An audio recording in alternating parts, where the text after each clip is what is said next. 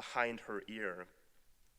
My daughter's hair was in cornrows at that point, so there was nothing for her to be tucking behind her ear.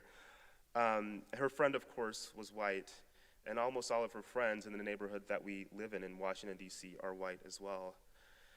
My wife and I, before we had kids, we were aware of the circumstances that they would be raised in. Again, I was raised in Utah, and so I know what it is to kind of grow up in a context where you're not like everyone else. In my case, I suffered sort of extreme psychological trauma in certain ways from growing up here because there was no one else that looked like me, and I was keenly aware of that. And even though there were people in my life who took me under their wing. I had a couple teachers, for example, who would come to my house during the weekend and take me out to museums and bookstores and really monitor me. Whenever I felt sad or they had a sense that I was feeling sad, they would pull me out of the class and sort of give me pep talks. But at the same time, I was deeply aware of the fact that I was unlike anyone else. And so for many years, that was really it really hurt me in deep ways. And of course, there were other people who made me aware of the fact that I wasn't like anyone else. It became so bad when I was growing up that for about 5 years, I was unable to look in a mirror. Whenever I saw a mirror, I would speed away because I was deeply aware of the fact that I was so different from anyone else. So my wife was aware of this. My wife grew up in a different context. She grew up in a predominantly black environment. But we were keen when we were discussing having kids that we would provide our kids with that they would know that they were special, that they would know that they were completely acceptable, that the way they looked was completely fine. And so we've done all this work of sort of assuring our kids that they're great. We've bought them all kinds of books and stuffed animals. We're constantly telling them that they're fine. And it was disheartening after all of this sort of all these conversations we've had with our kids that my daughter was still doing this kind of simple action that in my eyes represented so much. So as we were leaving, my daughter kind of grabbed my hand and she looked into my eyes and she said, "Why can't I just have hair like hers?" And so I went directly back into dad mode and I said, "Your hair is beautiful, you're incredible, you're amazing." And my daughter said, "I just want beautiful hair." So I have a third and final question for you. Is my daughter right to feel the way that she does? Is that the right sort of approach to have? Is she onto something, basically? So I think maybe now would be an appropriate moment for me to answer some of the questions I've posed. First of all, did France take the proper action in levying that tax, that incredible onerous tax that they forced the Haitians to pay in order to kind of become free, in effect? I think within our current reality that yes, according to the logic of capitalism, France was owed a significant amount of money because its economy lost a significant amount of revenue when the Haitians refused to be slaves. So according to the kind of reality we live in, according to the logic of capitalism, that action that France took was completely justified. Second, did the French legal system respond appropriately to Diabanza's actions? Remember, Diabanza is a gentleman who walked into the museum and tried to leave with an artifact that was deeply important to him and to his people. I would say yes, according to the logic of our reality, the reality that we presently inhabit, he tried to take something that did not belong to him. You know, according to the rules of the day, that museum in France, in Paris, owns these artifacts, and so he had no right to take them. In answer to the third question, is my daughter right to think of long, straight blonde hair as more desirable than the hair on top of her head?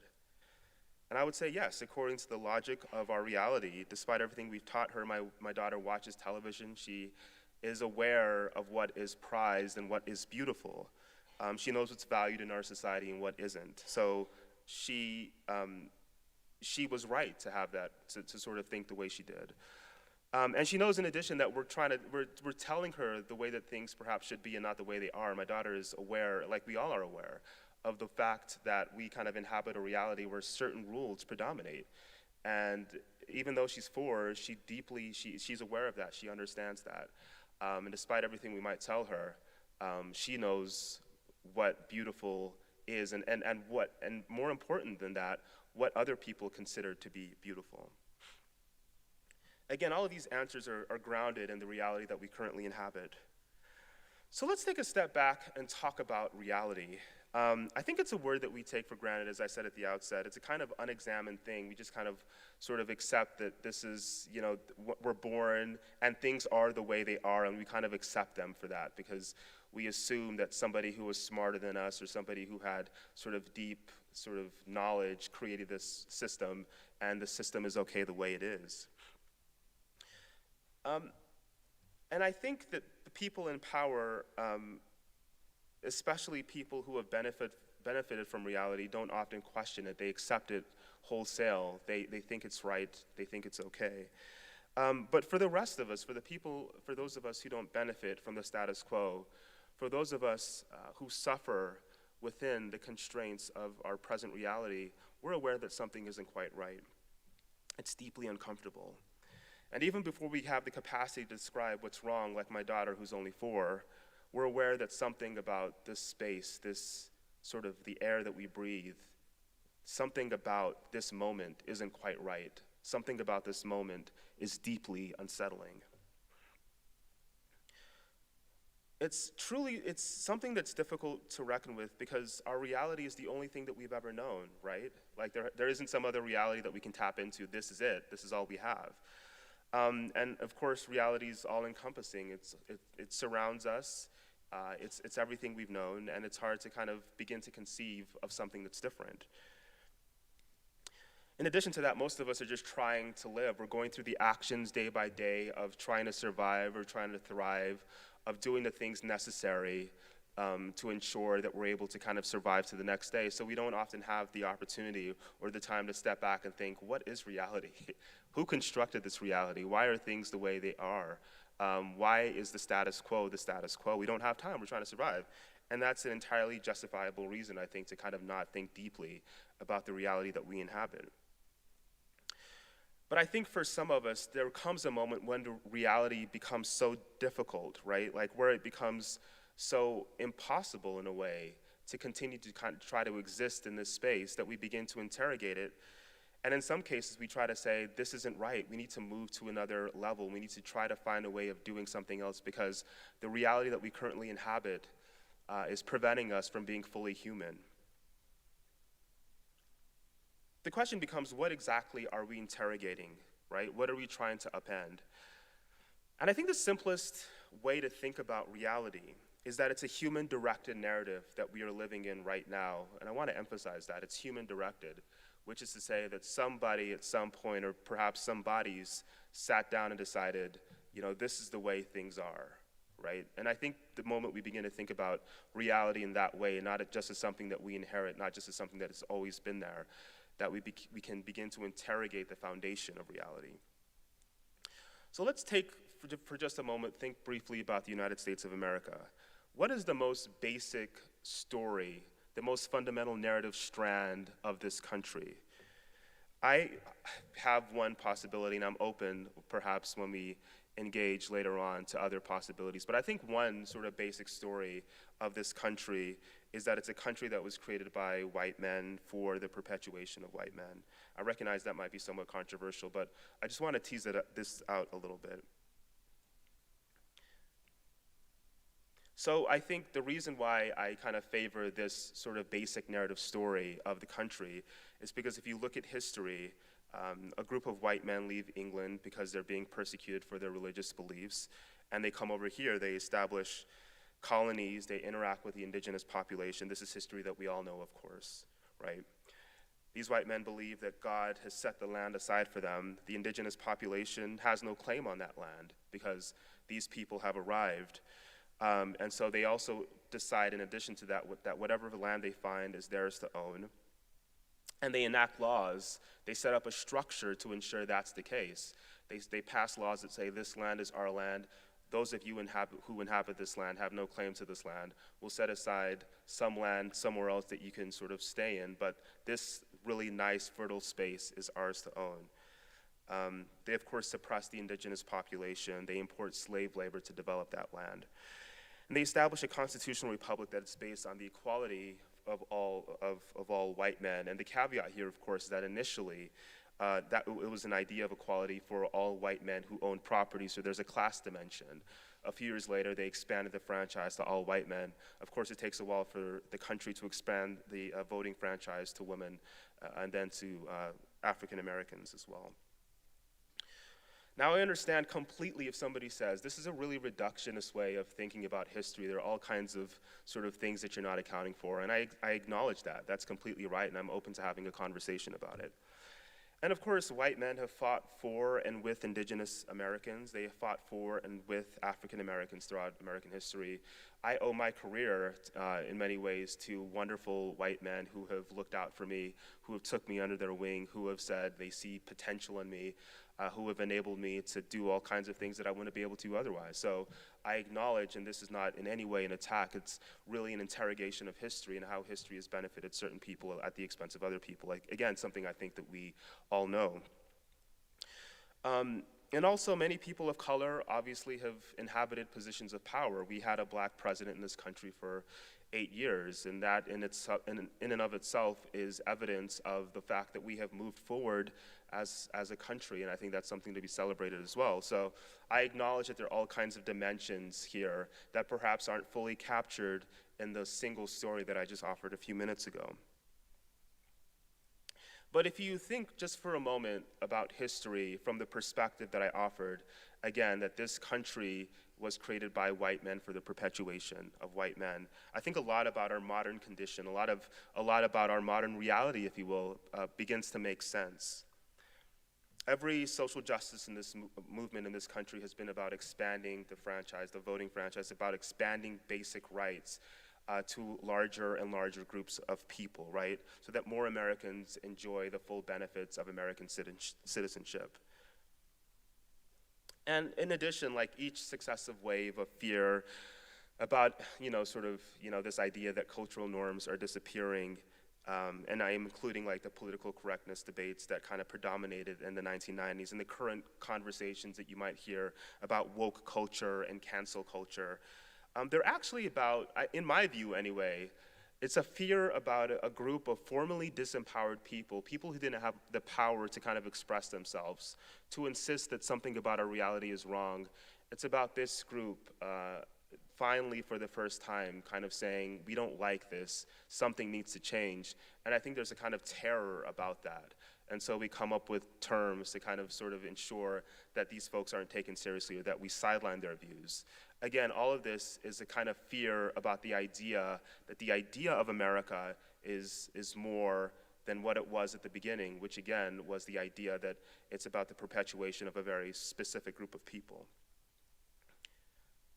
I'd say even attempts to diversify like universities and corporations and the government and virtually every single institution in this country, anything that's about moving beyond the status quo seems to inspire this kind of conversation about how things are going awry, how America isn't what it's supposed to be, all kinds of conversations about the decline of America.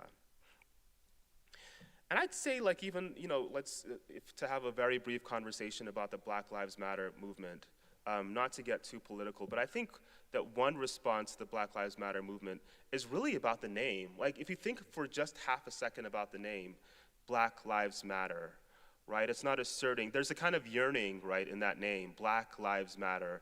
Not Black lives are superior, not Black lives are the best, but that they matter. Think about that. Think about somebody who sits back, who's Black and says to themselves, my life matters, right? And I think that there's a response to that is about, again, it's inspired by kind of terror about the fact that Black lives are important, because if we accept that premise, that Black lives are important, it really begins to challenge the kind of foundational claims that people have made about this country. So I think terror about the name in itself has caused a lot of people to kind of dismiss out of hand what people who are members of that movement might be arguing for. And of course, there's Trump, and again, I don't want to get too political here, but I think one reason why his movement was so successful is because he intrinsically and deeply understands the kind of foundational narrative of America. And when he says something like, make America great again, he's basically saying to his followers, hey, there's a narrative that has directed this country for such a long time. And look how successful this country is. It's the lone superpower. China is, obviously sort of becoming a superpower. But as of this moment, it's the lone superpower. It's the richest country in the world. It has the largest military in the world. Everybody wants to come here. Why is that the case? Well, because we had this foundational narrative that has benefited America for a long time. So why can't we go back to these foundational principles? And a lot of people, I have very close friends, some of whom live in Utah, others in DC, others live in Texas, who, they say they love Trump. And I ask them, okay, why do you love Trump? And after we have conversations for half an hour, perhaps even an hour, it goes back to this foundational narrative, right? There's something, I don't like the direction this country is moving in. And I say, okay, why is that? And inevitably it goes back to this idea that we're moving far away from the foundational narrative that has enabled this country to be so great. So everything about our reality, right, is unspooling from this idea that I offered a few minutes ago, this idea that white men, this country was created for the perpetuation of white men. So what about the rest of the world? And I'm gonna be drawing to a close here shortly, but I just wanna offer one more story. In 1884, a number of representatives from various European countries gathered in Berlin, and they decided we're gonna divide Africa, this massive continent, among ourselves. By the end of this conference, about a year later in 1885, they had established colonial territories in Africa, and the scramble for Africa formally began at that point. I should note that no Africans were invited to this meeting to kind of apportion Africa among the various European countries.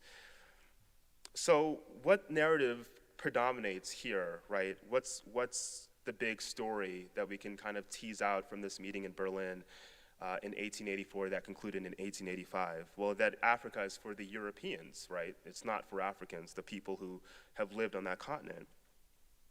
And of course, it's kind of parallel to this idea that America is for white men and not indigenous Americans, the people who were originally here, right? So reality kind of begins to form around this declaration, this kind of subtle and perhaps not explicitly stated declaration, but the declaration, the only kind of conclusion you can draw from what happened. Reality begins to form itself around it. And laws and customs and educational systems and even religions, right, are crafted to keep this reality in place to ensure that the Africans never for a moment think that they actually have any claim to the continent, but that the continent is for the Europeans.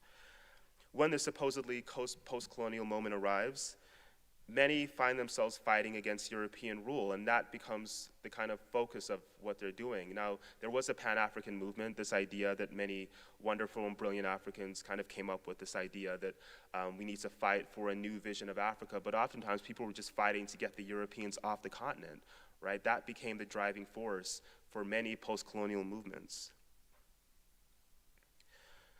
And I would argue that even in Africa, like a colonial reality still exists, right? People are still fighting each other. They're still kind of upset about the borders that were placed arbitrarily on them, borders that don't necessarily align with the way they lived before, borders that have divided families, have divided tribes, have divided all kinds of really important sort of units. That people are aware of this and they're fighting because they recognize that something about the reality isn't quite right. And so, just to summarize, this is the reality we currently inhabit, right, in which France's actions against Haiti are logical and make sense, in which a man's attempt to kind of restore a cultural artifact to its original context is illegal, in which my daughter's desire to become more proximate, to become closer to whiteness, is inevitable and makes a great deal of sense.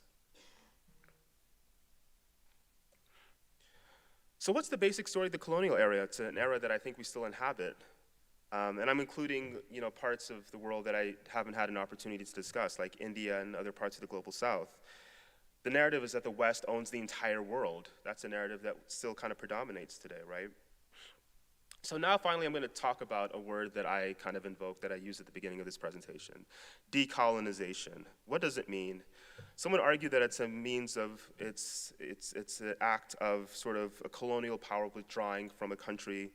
Others that it's abandoning or somehow moving beyond Western culture.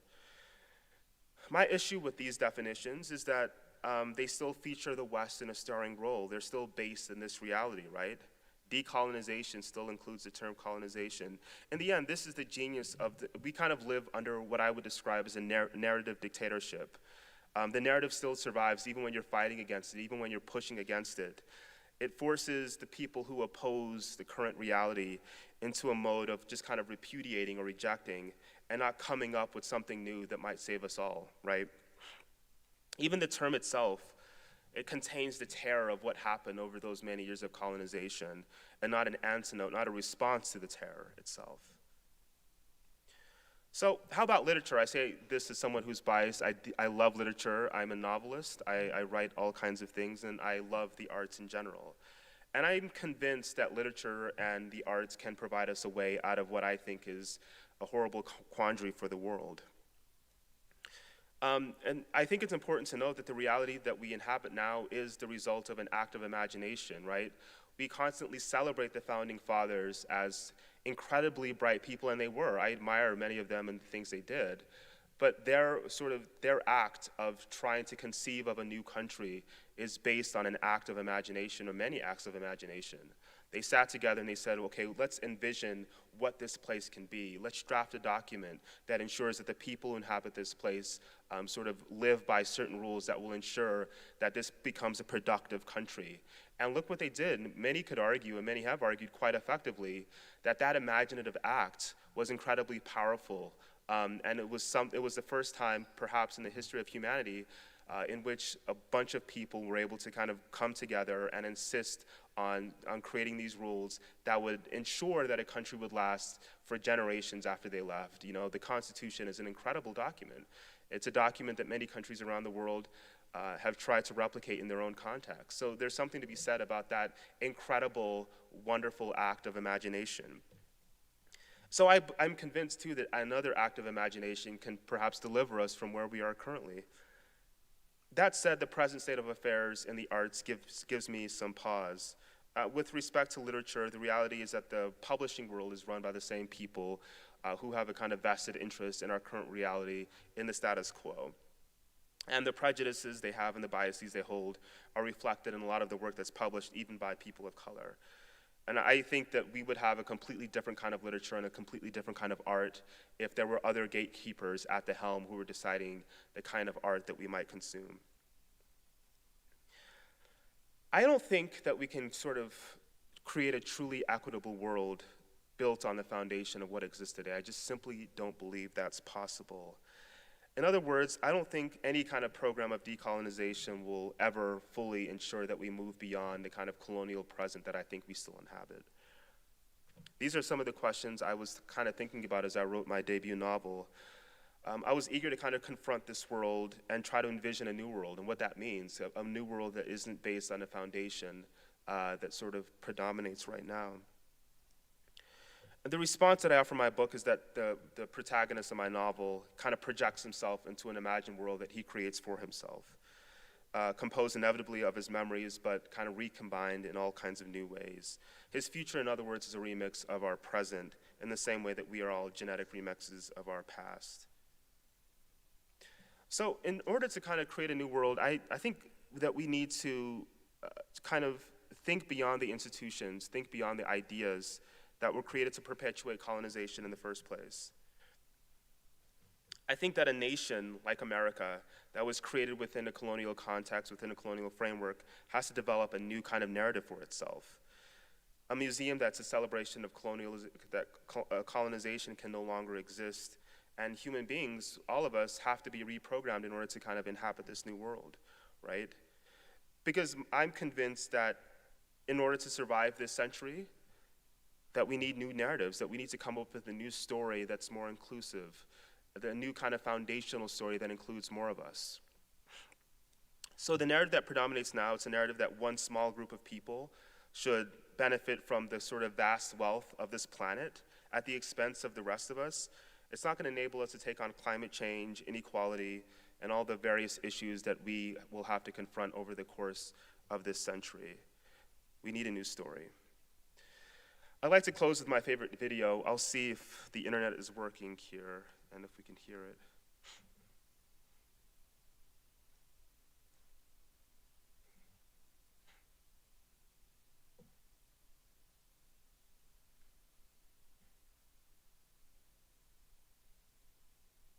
Let's see.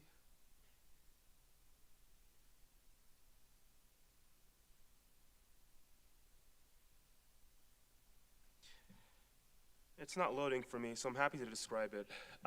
It's a video that I discovered a few years ago, and it's Venus Williams as a young tennis player. I think she must be all of 13 or 14. And I believe, too, that it's one of her first interviews. And she's being interviewed by a person. Her father, Richard, is sort of off camera during this interview. And the interviewer asks her if she is convinced that she's, I'm paraphrasing here, if she's going to be, oh, here we go. Let's see if we can get it up. Okay. Let's see.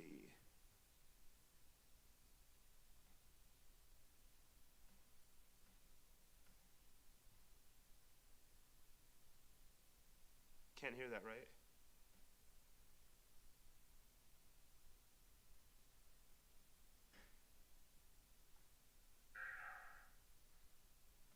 Okay, here we go.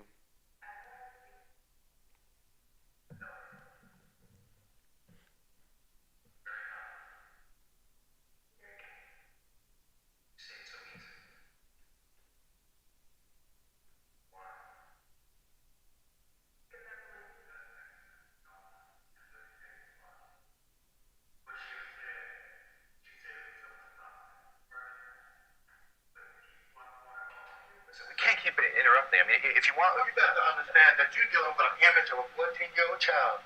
And this child gonna be out there playing with your old ass and me gonna be in the grave. When she says something, we done told you what's happening. You deal with a little black kid, and let her be a kid. She done answered it with a lot of confidence. Leave that alone. I love that clip so much because it kind of demonstrates everything I'm saying. So Richard, her father, has done the hard work of convincing this young black girl that she can be successful in the world and that she can be successful in this sport that hasn't featured a lot of people who look like her. And so he has built her up, he's prepared her for this moment, he's done all the kind of mental work that you have to do in order to convince somebody in her position that she can be successful. And here she is in one of her first kind of national interviews, and she's basically accosted by somebody who's trying to convince her that maybe that isn't right. And you can see, if you watch the clip many times as I have, that her face begins to falter a bit when he says, "Are you sure you can win? Are you sure?" He keeps on asking, he's questioning, he's in a way, perhaps not intentionally, undermining the confidence that she's developed and over the course of many years. And the moment her face begins to falter, her father swoops in and says, "Stop that," because he sees what's happening. If this interviewer is successful, then she will lose the confidence that she needs to kind of enter this new field and do the things that she's capable of. He swoops in to stop that.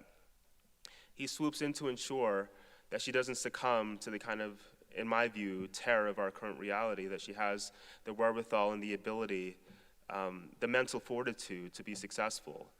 And I think it's sort of, we require those kinds of acts, those kinds of interruptions, if you will, in order to kind of create the new narratives that will enable us to inhabit a new world. That's it for me. Thank you so much for this opportunity to speak with you. I really appreciated it. And I'm not sure if we're doing questions, but I've really enjoyed my time with you. Thank you.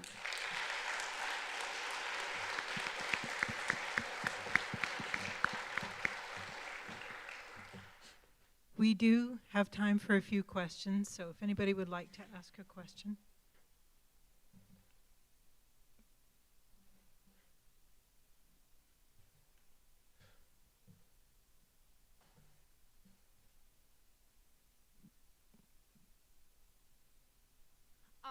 So you've mentioned how literature is a good way for us to address this reality.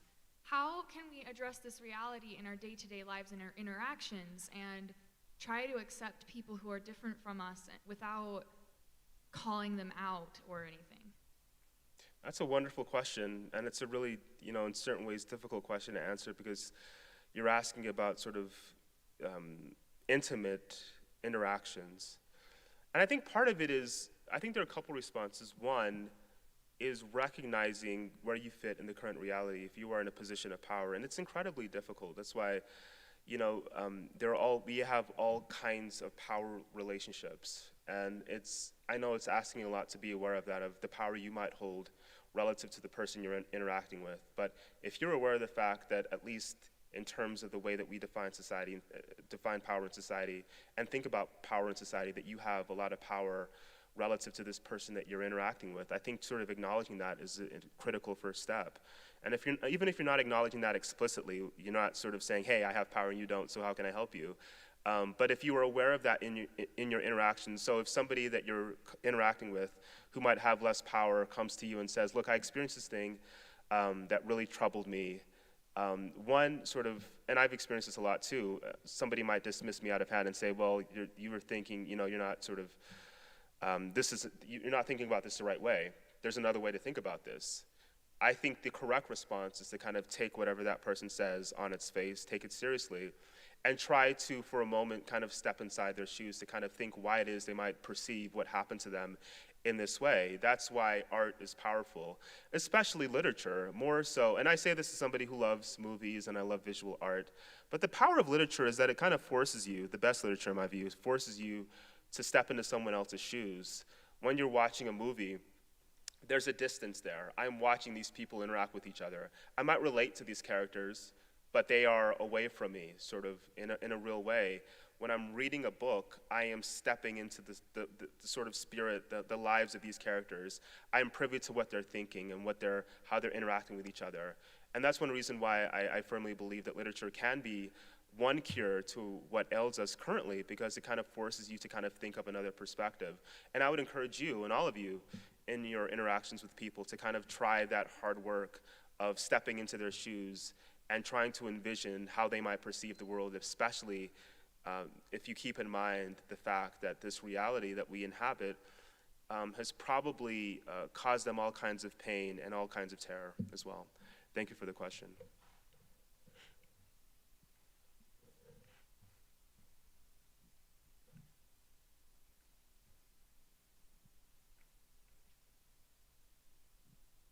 So as we connect more as like a global society with upcoming technologies like VR and AR and XR, as well as our current kind of global connectivity, how can we like acknowledge this reality and narrative more in our online social interactions and lives as well?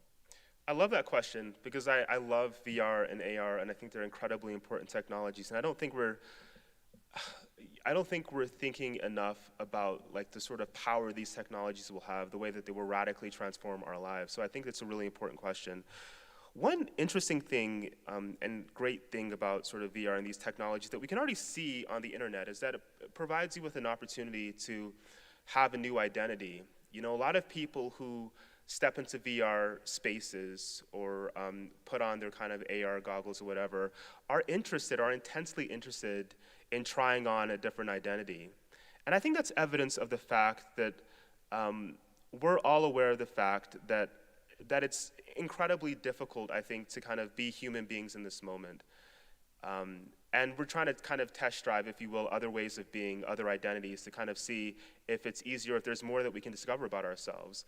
I think VR will, like literature, and perhaps I should sort of retract what I said before, I think VR will present us with an opportunity to kind of see lives and see different perspectives that we haven't seen before. I spent a lot of time reading about VR, and somebody in the UK did a really interesting experiment where a white person put on sort of goggles and sort of stepped into a kind of black identity for a moment. And so this person was in this space for about an hour, and when they looked down at their arms were black. And they interacted with other people who were wearing goggles, and they perceived this person as a black person.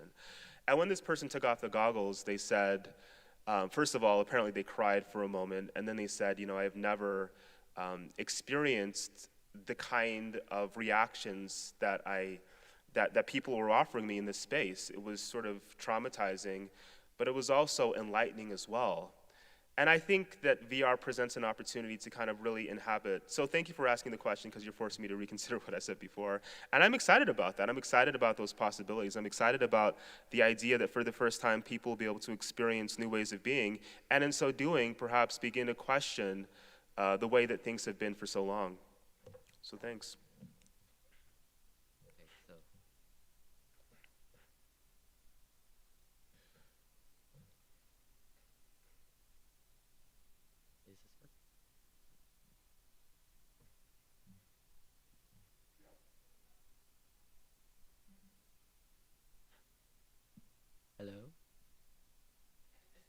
Cool. Dope. Is it now? All right. Okay. So I can't tell. So I don't know if I have a question just yet, but I want to like talk to you Yeah, about some stuff. Like let's do it. basically, what is identity? And like, okay, so first of all, let me lay. So, first of all, I want to lay a little bit of groundwork. I grew up in a household with a lot of cultural mishmash. Yeah, I once had this fun little Christmas day where I followed a line all around the house. My mother makes tres leches cake all the time. yeah, My grandmother is very dear to me, and she's very Hispanic and Italian, and she's so cute and adorable. So I have had, like, I mean, honestly, I don't even know. Like, I don't know what my culture would be, yeah, but the easiest description I find is just to say I'm white. yeah, Because visually, I seem to be white. yeah, But, like, each time I say that, it kind of hurts me because I feel like I'm inhibiting, like, who I have been throughout my whole life. yeah, So, growing up, I never, like, had a specific, like, group of friends to be with. I couldn't hang out with any of the more, like, ethnically diverse groups of people because I was too white for them, and I couldn't hang out with more monocultural people because I was weird and I didn't understand or, like, really vibe with who they were.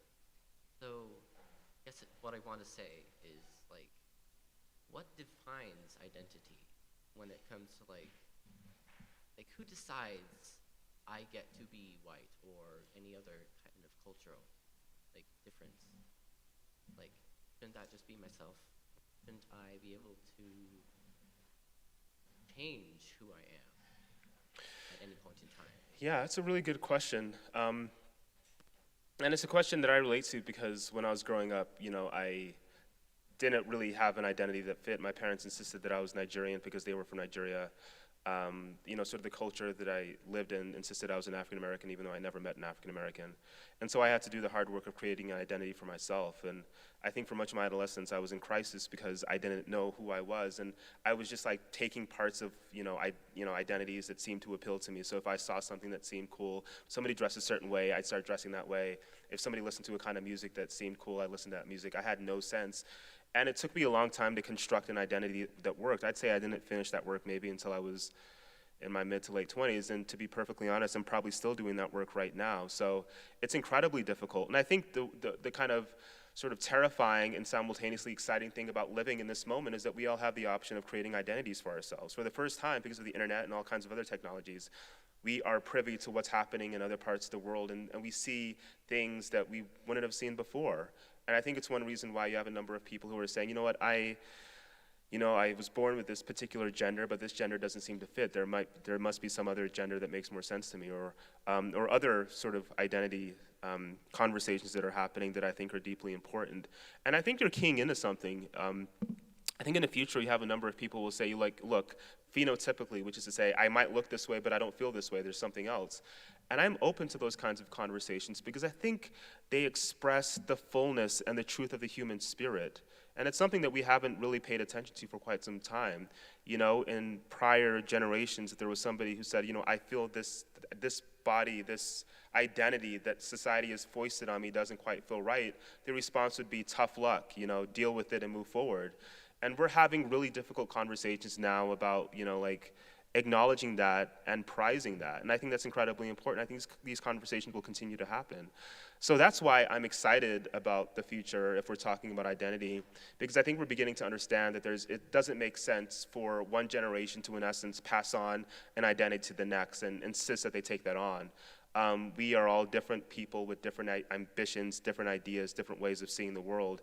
And I think it's important that we have the tools, and perhaps more important than that, we have the ability to create identities that reflect who we actually are.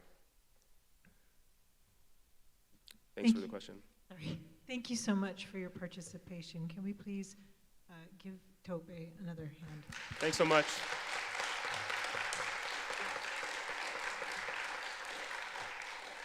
If any of you would like to come up afterwards and chat with him, we have a few minutes.